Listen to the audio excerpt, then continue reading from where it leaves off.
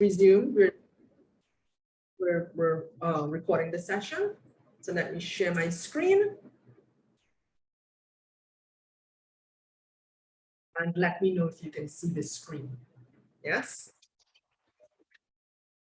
Okay. So the first thing you're going to do is to log in, put in your username and password. Now the username and password you're going to put in would be your same Windows username and password that you normally put in.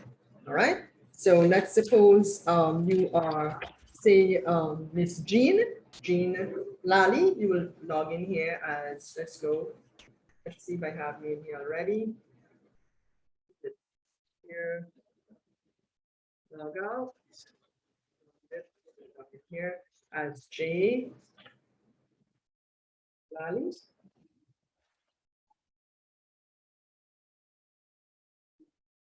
And I log in. So whatever your username and password is, log in like that. Okay. So when you log in, and Jean, you're the executive secretary, I'm going to now walk you through how to utilize the system. So that is how you log in. And here, this is what you would call your in-basket items. So here you can see you have 3 cases. And the steps are upload and populate the relevant fields. So you have 3 cases in your in-basket to work on, right? Here at the left, you have, you have 2 in-baskets. One, that is a role in-basket. So anybody who is playing the role of executive secretary. So if there's 1 executive secretary in the organization, 2 or 3, any one of them can come here and be able to process the cases. If the case, however, if the work is assigned specifically to Ms. Lally, then when she goes here, she will see work that's assigned specifically to her, right? Here, these are individual, each one of these are individual cases that you are required to process, okay? Here, if I show you, these are called the in-basket menu items. So here's the name of the step. Here is the transaction numbers assigned to the case. Here you can see it's the case type, that's the competition complaints, as opposed to a request for information, right? Here is the respondent name, it's not populated, the informant name. Here's the date the complaint received and the time, okay? In order to open this case, you hover over it and click. Once you click, it takes you into the case, right? And here on the left, you have all the case properties. Here at the bottom of right, you have folders where you store documents. And here to the right here are buttons that you click on so you can push the case on to the next step, okay? I'm going to close here and I'm going to show you how to add a new case. So let's suppose the case came in by email or via paper. You can use this to create a new case. You see this menu here called Add Case. Yeah, it's called Add Case here. You click on it and you choose the specific case you're going to add. There you're going to add consumer matter. Sorry, a competition matter. When you do that, there are 4 properties that you have to populate at the outset. The case origination mode, this is, you'll have a drop down, a choice list here. And the choice list will say if this came in from, say, the portal, if it was a paper submission, if it was an email submission. So let's assume it's an email submission, okay? Here you will select the actual case type. And this means if it's a complaint, if it's a request for advocacy, if it's a request for information or opinion, if it's a request for merger and acquisition or request for an authorization. So you choose a specific one that's applicable. So let's choose complaint. Here, you will select the date. Once you click on it, the calendar drops down, and you can just select the date. And here, if you have any information on the complaint itself, you can put in the details, right?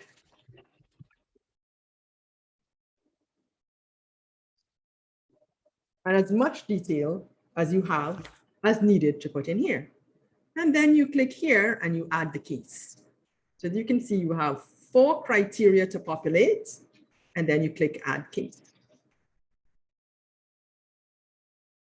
Once you add the case, you have the immediate option to upload supporting documents. So let's suppose the case came in either paper or email, and they were attachments, and you wanted to add the attachments to the case.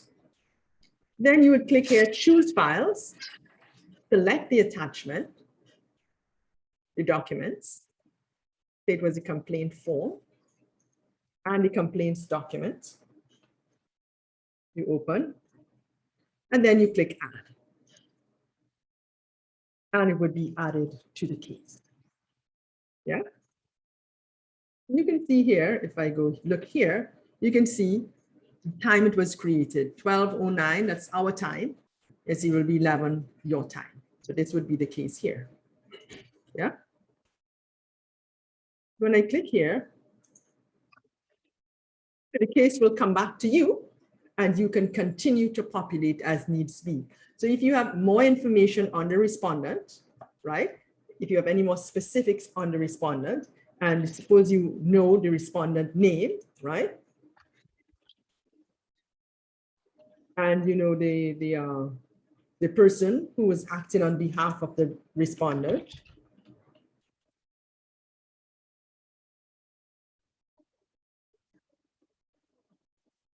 And let's say the respondent email address, very important, right?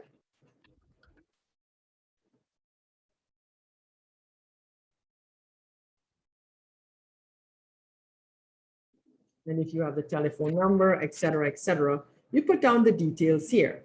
These are called case properties. And case properties store all the pertinent information about the case so that at any point in time, other officers could come in here and see who and what the case is about. If you have the details on the informant, you click on this tab and you put in the informant details. So you put in the informant details here, the respondent details here, and the general information on the case. Yeah.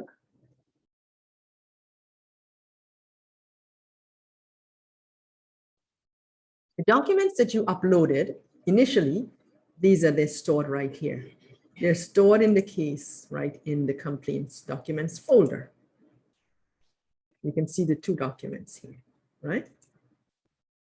So the next step here is to submit this to the executive director, or if the case you review the case documents and you realize that it's not a competition complaint, it's a request for information. At this point in time, you can make a reselection and click reassign the type. But for now, we're going to submit to the executive director. So you click here and submit to the executive director. This is a warning letting you know that you're now submitting. So if you may have done this, inadvertently, you can cancel. You can save here and close to come back later. But these here are what you call the response or decision buttons. And once you click on this, the case is going to leave your in basket and go on to the executive director. Yeah. So if I click here, submit, it's going to leave your in basket and it's going to go to the executive director. Right. Now, the executive director, hold on. Let me log in as the executive director. So give me a second. Give me 1 second. So I can log in as the executive director, right? Give me a second here. Any questions so far?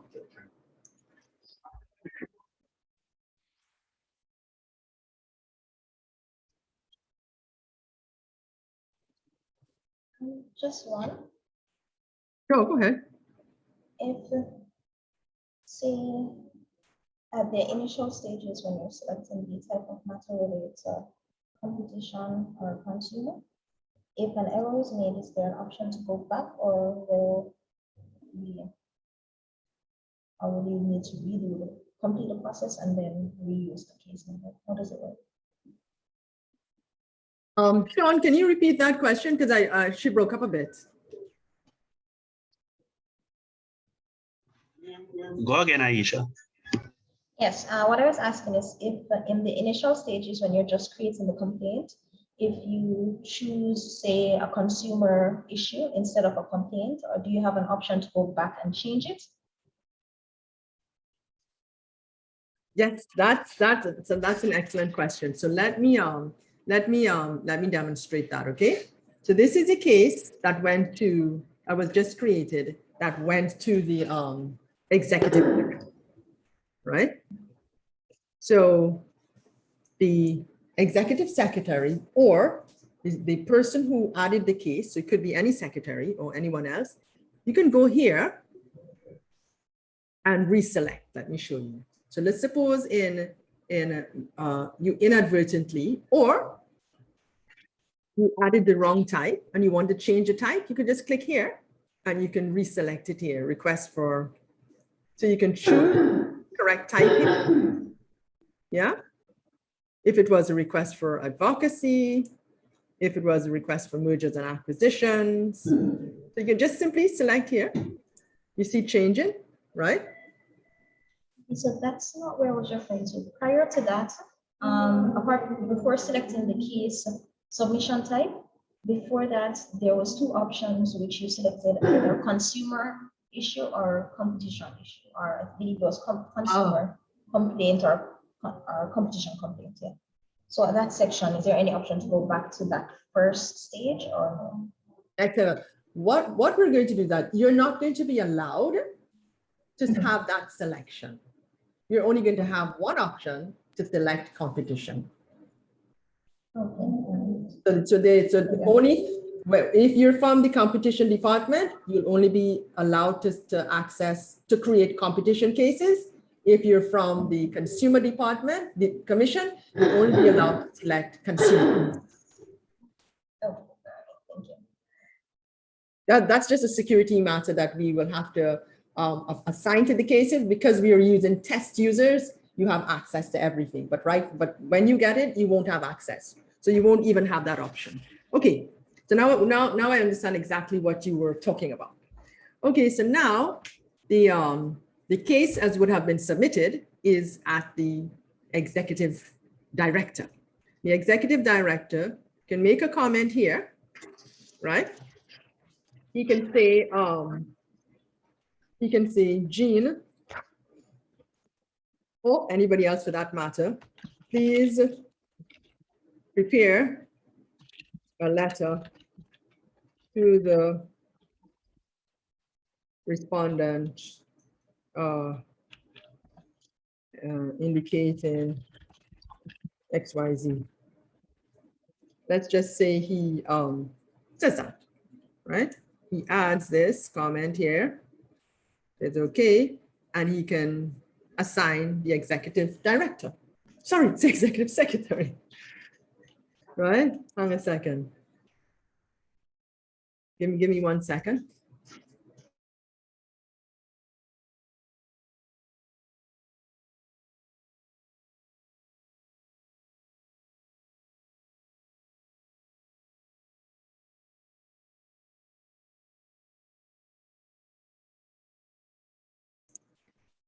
So this is the executive director, made a comment to Jean, said, Jean, prepare a letter to the respondent, explain to the respondent what to do. So you'll assign the exec sec, and we'll go to the exec sec, right? Now, Miss Jean will log in here, it's the exec sec, and she will see the case coming back into her. Yeah, is it here?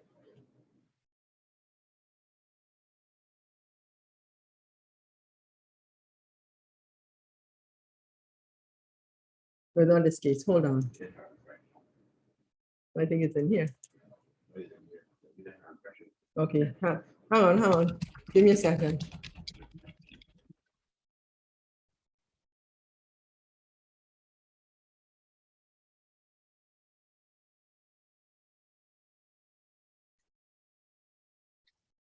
All right. So in here, Jean will realize that she has work to do. Jean can come in here, prepare a letter. Let's click here. Jean can come in here. Jean can go in. So Jean, let me explain what you do here. You prepare the letter, right? You prepare the letter. You go in here, outside of the system, you click here. This is working with placeholders. You click. You add the document. You locate the letter that you prepared, right? So let's see if I have a letter here.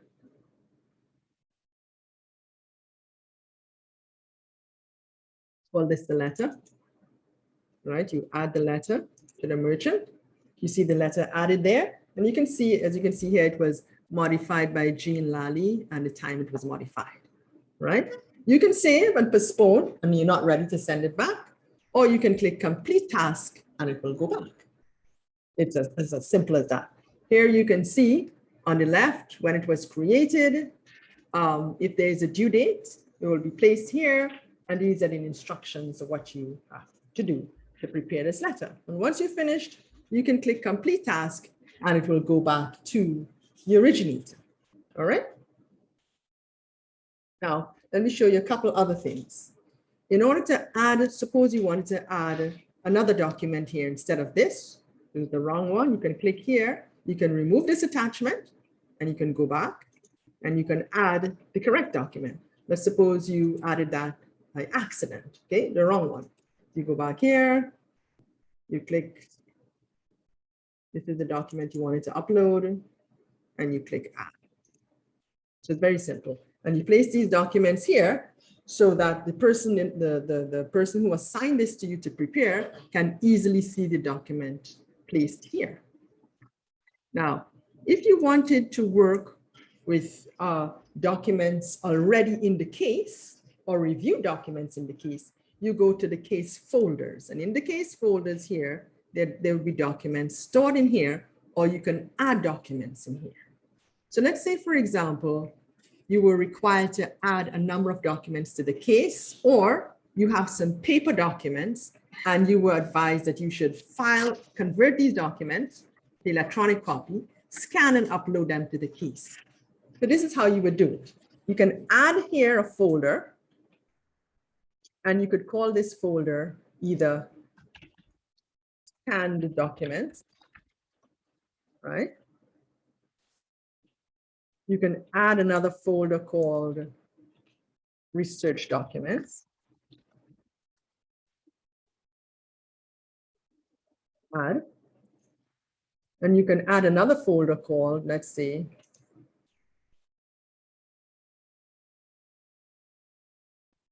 letters to respondents. And now you have added 3 folders. You've added letters to respondent folder, a research folder, and scan documents folder. And in your letters to respondent, for example, or see your research documents, you can click here. You can add.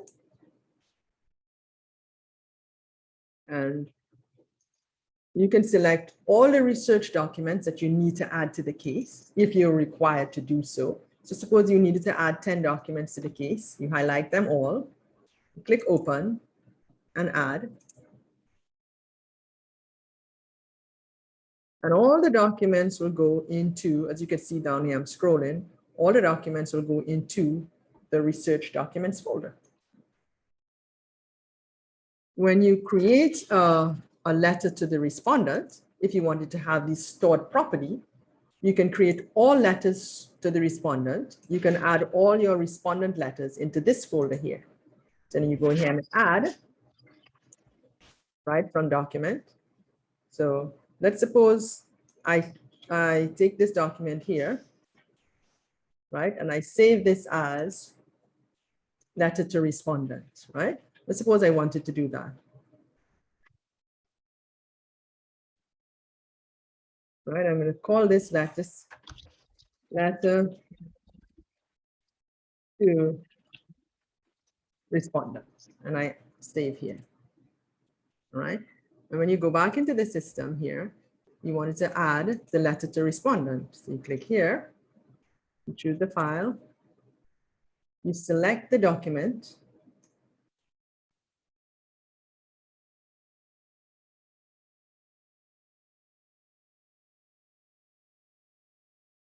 which is letter to respondent, and you click add. And now you can see here, the letter to respondent document goes into here. Now, if you wanted to add any one of the documents in the folder so that you could send it on to, suppose, the exec's director or any of your supervisors or officers, you can remove the attachment from here, go in here, and add the document from the case.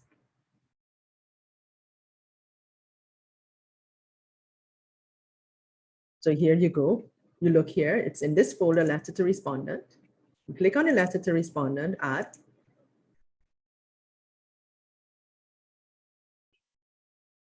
And it shows up in here, right? Let's do it again. Hold on. Add document from case.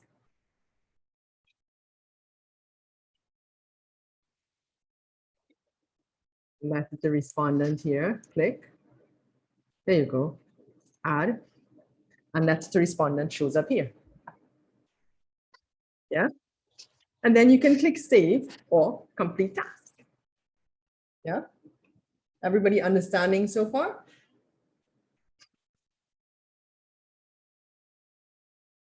Okay, let's suppose a document was Yes. sent. Okay, let's suppose a document or a paper, a research paper, a final report, a draft final report was submitted to you to format or formalize, right? And you're going to make some changes. This is the approach to do it.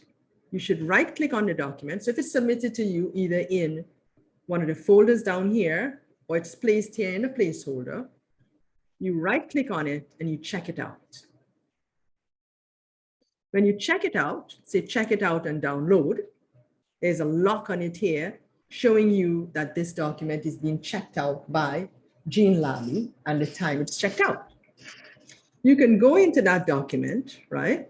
You go into the document here, for example, letter to respondent, and you make some changes to the document. So you can say,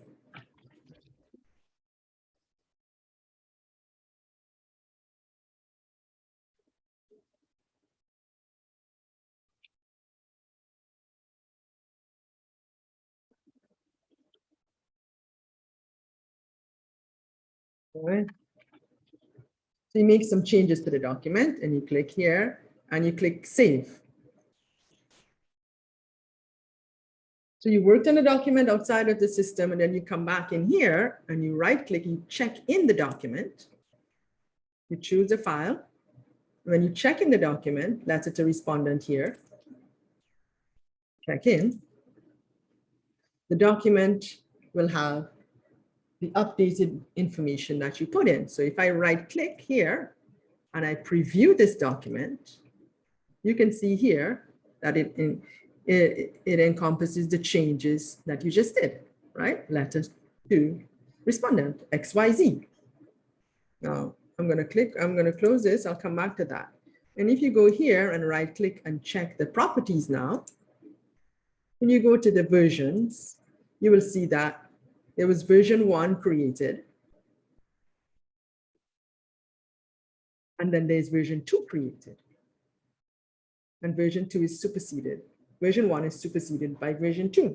So the integrity of version 1 is maintained. If you open this, you'll see the original version here. And if you open this, you will also see the updated version, right? So if I right click here and I preview this document, you will see this document without the information on the respondents, right? Where I had updated it. Here you will see ECM, competition matters, whatever here, right? And if I close this, that's version 1. And if I right click and preview version 2, you will see that it encompasses the changes that were made. That is a respondent XYZ, right? So you don't have 2 or 3 documents you're working with. It's a single document and the system maintains the changes for you in here, all right? So let me cancel here. Also, suppose you did a letter for respondent and you wanted to be able to print this document. You can click print and print the document directly from here. You can download this document to your system and work on it. You can send this via email. So if you needed to send this out to the respondent, right, without having to go to email, you can click that. You can right click and click send as an attachment and you put in from to subject. You can add a message and click send, and this will go directly to the respondent or the informant, or whoever the external party you're sending this to. You can also send this to an internal party. So if you wanted to send this to a different department internally, you can also send this information internally, right? You can also, like I said, remove the attachment here. Now, if you left click on this, you'll get the option to also annotate in here, annotate this document, right? Let me move this a little bit.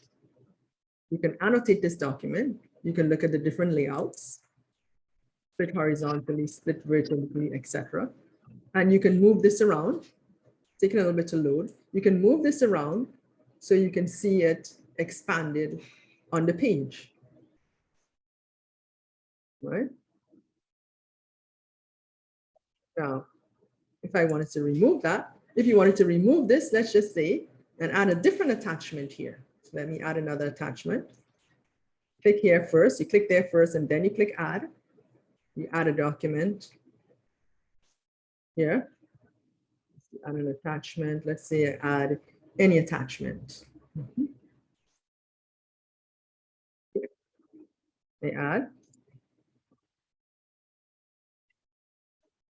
And I click on it, and you can see, move this around here, and move this around here. You can print directly from here. Get the option. You can click print, and a document will print. You can click download. You could save the document right here. Yeah, you can rotate the document. You can see the different pages of the document. Yeah, so if I go here, I will get the navigation bar, and I can see all the pages in the document and skip between the pages that I want. Yeah, page 1, page 2 by using the navigation bar. Yeah, okay, so that is annotating, printing directly from the documents, etc., etc. Let me move this back around so I can get some more space. Yeah, pretty good. Now I'm going to show you how to search for cases and search for documents. Okay, so say for example, one of the assigned officers asks you to get this case, search for a case, and add some documents to it. Yeah, or search for this case and retrieve some documents for me. So here you go. You will go to the cases menu here. And depending on what is requested of you, you can search here.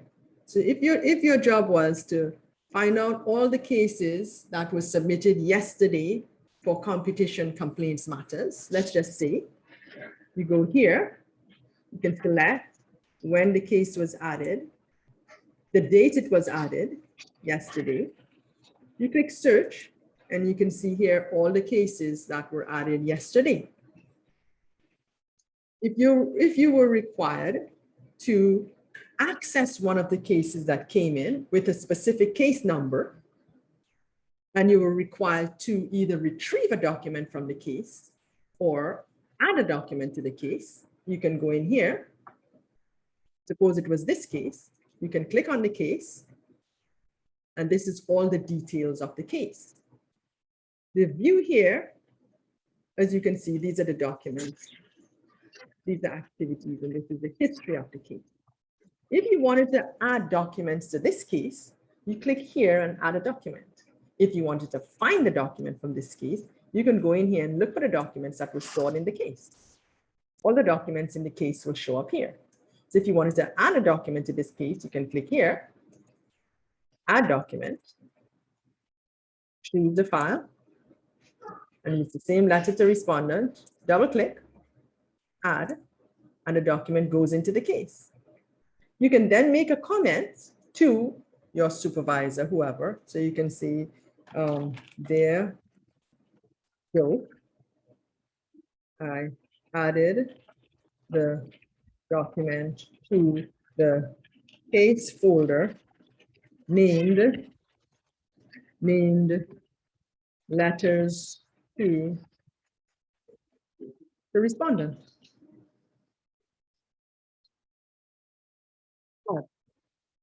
So now you have not only added the document to the case, but you also advised your supervisor that you have added documents to the case.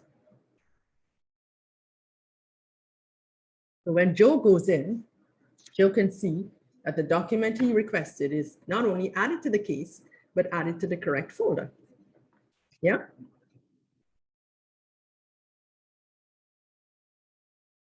If I go back to cases now, if you wanted to search for cases on specific parameters, so you needed to search on cases by, say, category, right? You wanted to search on cases, let's see, search on cases. So for example, for competition matters, and by, let's say by, say breach category, and you wanted to say all competition cases. This is just your advice to do this.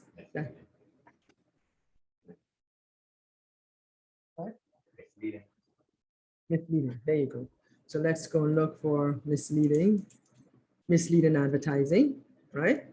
Here, that's what you want. All the cases for misleading advertising that came in this month, from the 1st of September to today. And we do a search. Okay, none. All right, let's change that search, and instead of misleading advertising, let's see if we had market restriction, right? Let's say okay, and we do a search. I didn't select it, market advertising. Misleading advertising? Oh, misleading advertising. Okay, let's go search. Let's try another one. So none of these categories are showing up, right? Let's go.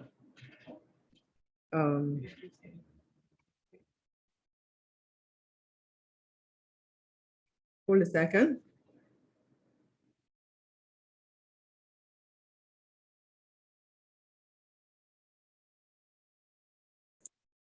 Okay, so let's suppose you don't have the information on specifically this information here. So we're going to remove it, right? And we're going to try different criteria. So I'm just showing you how to search the case, okay? So if we're going to look here, and we're going to do a submission type. So this is competition complaints, or let's say request for advocacy. Let's see if any cases, how many cases came in this month for request for advocacy. Just search.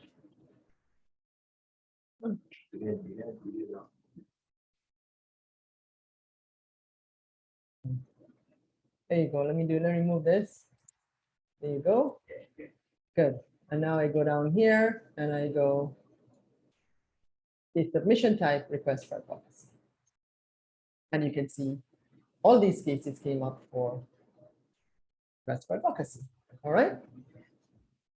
Okay, so that is how you actually search on cases to retrieve cases and to add information to cases and to work on cases.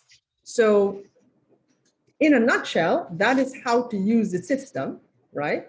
So we would have gone through how to do searches, how to log in, how to look at your in-basket items, how to select competition complaints or requests, how to add and upload documents, how to put in case comments, use the response buttons, all the document management features, check-in, check-out, version, print, send emails, add folders, and to search for cases.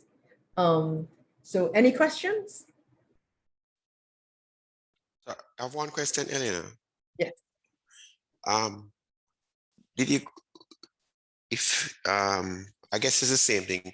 If you're not on a case, but a case officer asks you to do something, it will show up directly in my work. Is that correctly? Correct? That is correct. So it would, okay. Okay.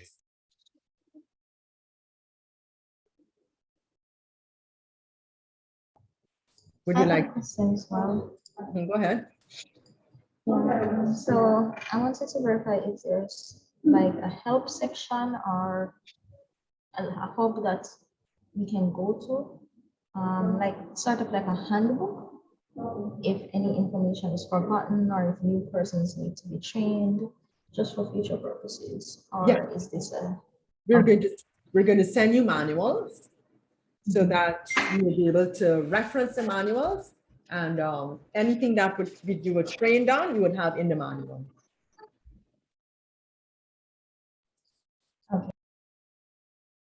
Oh, I guess it's a follow-up question to that. The on not the manual here, the help function, is it, did you go through it? The question sign at the top, how exhaustive is the help feature there? It's excellent, but it's a bit technical. So it's for technical, right? Is it more for technical nature than a user help? Yes, it's more for technical. So it would give a description, but the description might be a bit over the heads of the users. So let me give you an example here. So here, you might go in here and you might see, what does an in basket mean, right? So, because I didn't want, so what does in baskets mean? So you go in basket. Because I'm speaking about in basket items, right? So it tells you in basket. So guarantee that the caller can perform all the actions on a work basket, la-di-da-di-da. So it tells you, but it's quite sophisticated in its response. So, you know, it would be better for somebody who is a bit more sophisticated. And when I say sophisticated, I mean technically, right? Technically sophisticated. So if you wanted to see, like, for example, a work item, or anything for that matter, the answer would come up here, right? You'd use the work item toolbar widget to enable responding to work items. So, you know, it could be much. It's an excellent tool to understand the system comprehensively, but I don't think it would be that useful to end users. Put it that way. Okay, and the follow-up to this would be, would there be the possibility that when you like mouse over my work, or the on-screen help will be there? You have that functionality? Like the little yellow box will show up. Oh, okay. Okay. Yeah, it shows up, yeah. But no Yeah. help, just okay. So that Okay, okay. yeah. I This tells you understand. what reset, clears the filter, and refreshes the inbox. Okay, fine. Yes, So yes. Okay. It does tell you everything, what's it for, right? What this is for and what this is for. It tells you exactly when you hover over it, right? So, but at the same, yeah. Okay, one other thing now. Notification for new work and email list. So, I mean, if I'm logged in the system and my supervisor sent me something, is there anything, even if the request, can you flag it as urgent? So a message comes up on the screen, urgent work in the inbox check now, or does the system rely on the officer to check their work or basket every 10 minutes or so? How does urgent work assignment is sent to the officer? Excellent question. So depending on how you live, if you live in your in-basket items, which is what we would anticipate, that this is now becomes your default mechanism for working and responding to, then it will be redundant to get a notification. If, however, the percentage of time you go into here is less than the percentage of time you do your other work, then what you can do is you can actually configure the extent of the notifications that you want. So here you can put in, you just plug in your email address and a new work item that's assigned to me, you click on and you'll be notified. If a work item deadline is passed, you want to know that, you can turn these on. So once you turn these on, you won't have a free minute or spare time. You're going to be notified on every single thing. So the extent to which you want to be notified here, you can turn these on or off. What would happen? Yeah, this is user specific. This is user specific. It's customizable for each user. Yes. For each user, exactly. So this is your in-basket here. You click on preferences and you put in which email address you want to be notified on. So it doesn't have to be your whichever email address. Suppose you have two, you can say, I want all my notifications to come into this email address. And then you turn these on. What you have to note is this. If you come in here oftentimes, then you're just gonna get a notification from one place telling you to come here, and you just might as well come here. And because here should be your default, the default place of work where you come here to see what do I have to do today. So if it is, for example, if it is somebody far removed from the system, somebody who is like research director who never comes here, or a CEO or a director or something like that who does not actively work in the system, then this would become of paramount importance that they get a notification. But if you work in your system every day, I mean, you should by default come here to determine what work you have to do. So this is entirely up to you on how you work, but the feature is there to determine the extent to which you want notifications. Yeah. Yes, thank you very much. Yes. Okay. Any other questions?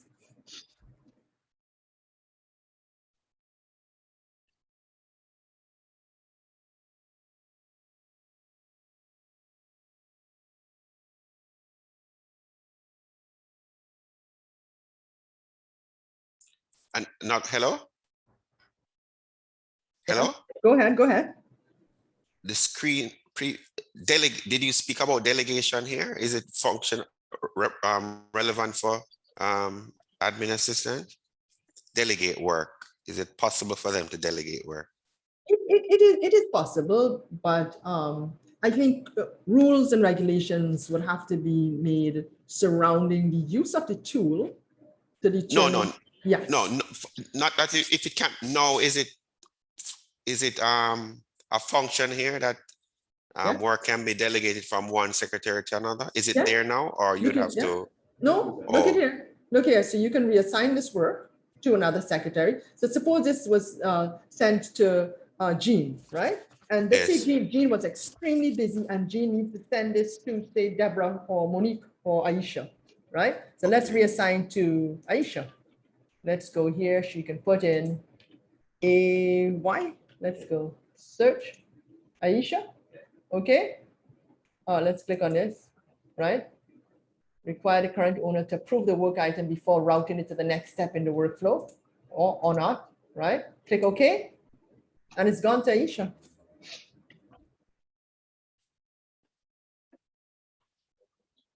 Okay, so that's something we and no alert is, let's say the person who assigned it to Jean, when it's Jean delegates or reassigned it, there is no notification to the original owner, the supervisor, that Jean has reassigned her task. Nothing like that. When you say the original, so Jean would be the one when you say the original. So what I mean, supervisor assign admin assistant to create a letter or draft a letter, prepare a letter. So the original assignment came from the supervisor to the admin assistant. Now that admin assistant reassigns it to another admin assistant. There's no would the supervisor be alerted that that case was reassigned? No? That's a good question. Hang on. Hang on, let me just check something here. Let me just assign something to Jean.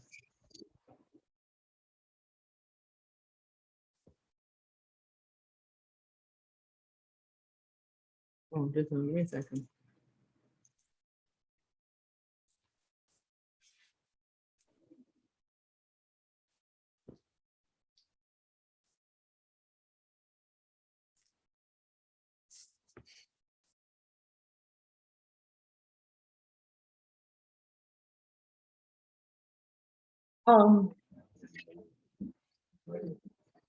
Right. Give me, let me find a case that's in one of the roles in basket. Okay, let me find a case in one of the roles, my work, none here. Nothing here. No. Oh, let me add a case. Yes, hold on. One second. Log in as Aisha. There you go.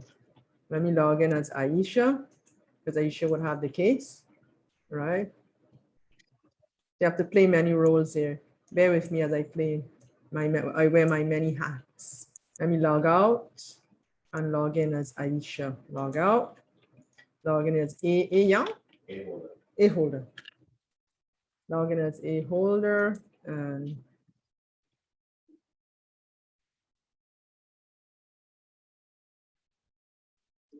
log in as A holder. There you go.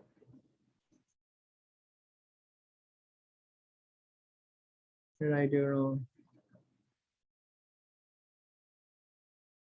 Hold on.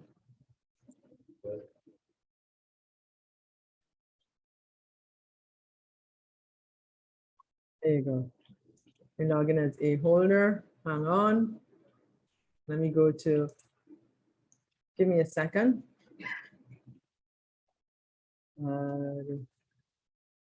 To this exact second. So let me add a holder to this role. Give me a second.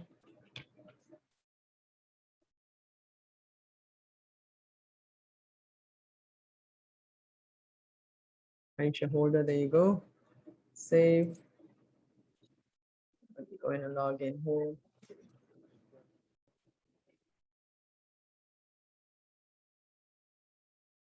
Now here's Aisha, and here is a case that we had assigned to her. So if I right click here and I reassign, here requires current owner to approve work before routing it to the next step in the workflow. So the owner, if the owner is the supervisor, then that supervisor would be required to approve the work before it's routed to the next step. So that's the check and balance that it has in here, is that not anybody can automate this. So once we put in the correct security, it will mean that the owner would have to be notified before this can be done. So that's why I say sometimes you have to have rules and regulations. So we don't want any and everybody allowed the option to reassign, because we can remove this from here, right? Because it can be abused. So Right. we can remove the reassign item, because the onus should be on the supervisors to be responsible for allowing items to be reassigned or not, or delegating that task or responsibility, right? So that's why you want to make sure that there are rules surrounding how the system is used, so that people won't abuse the system. I'm not saying that anybody would, but I'm just saying No, that no, you have to. yeah, Sustain. the potential. Let me ask you, yeah. who checks that box a while ago? That box that you had in the previous screen, allow owner to check box that, yeah, the it would be previous screen about, yeah. Yeah, it would be the person assigning, but remember, there's also security that can be attached to this, a general security that can be attached Okay. to this to determine who Okay. can do what, right? Okay, understood, understood. right? The other thing that I would like to show is here, if you do preferences here, and suppose this is Aisha. Is this Aisha now? Right? If Aisha is going to be out of office for the next 2 weeks, the next day, or she can delegate her work to, this has to be authorized, she can delegate her work to say Deborah, right? You can delegate her work to Deborah. So she can click here, Deborah, add, and save, and the work is delegated now. Her future work is delegated to Deborah, right? Oh, I don't have Deborah in the system, so that's why it's giving me that error, right? Now, also, so she's as if she delegates her work to Deborah. However, if she wanted to delegate, if with the right authority, right? If you want to delegate all of your work here, you can highlight and select all. Suppose this person is out of office today, right click, reassign, and all the work will be reassigned to the next officer. So I can click here, reassign here, and I reassign this to Jean. Right? I search for Jean here. Sorry. All the work is gone to Jean. Reassign from my in basket. So I'll have to, if I log in as Jean, let's see if Jean is here. Is this Jean? Yeah. And I go in here. I can see in Jean's in basket here, all the work shows up here, right? These are all that were just reassigned to me. Yeah, and if I go into, if we were to go into the case history, it will show when this was reassigned to me and when it wasn't reassigned, et cetera, et cetera. So any more questions?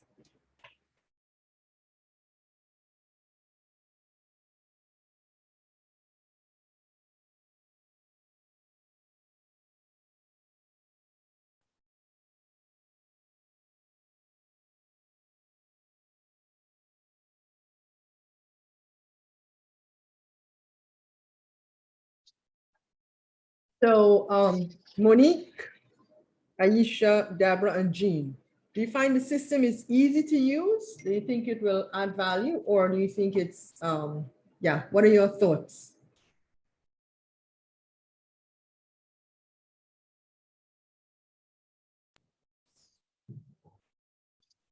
It does seem quite simple. I know there's always a slight difference when you're watching a tutorial versus actually doing it yourself. But based on what I'm seeing, it seems plain, simple, understandable. Everything is there at a glance. And also the design and layout of it, it's clean and seems as it will be easy to use. So yeah, I think it will be. Okay, thank you. So far, it seems straightforward to me. We can't hear you. Can you speak a little louder? It seems straightforward to me because it is similar to the system that we were once using. However, the manual would help us to remember what to do. Okay, thank you for that. Anything else?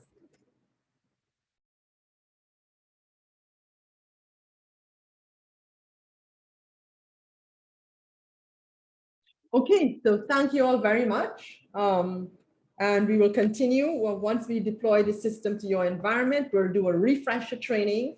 You will have all the manuals to reference, and you should be good to go. All right? Okay, thank you. All righty. Thank Okay. you. Okay, you're most welcome. Bye-bye. Thank you. Okay, don't forget to Okay. fill out the Okay. don't forget to fill out the feedback form sent to you via email, and you can email it to Sean or send it straight back. All right? Okay. All right. Okay. Thank you. Okay, bye-bye. Okay, bye-bye.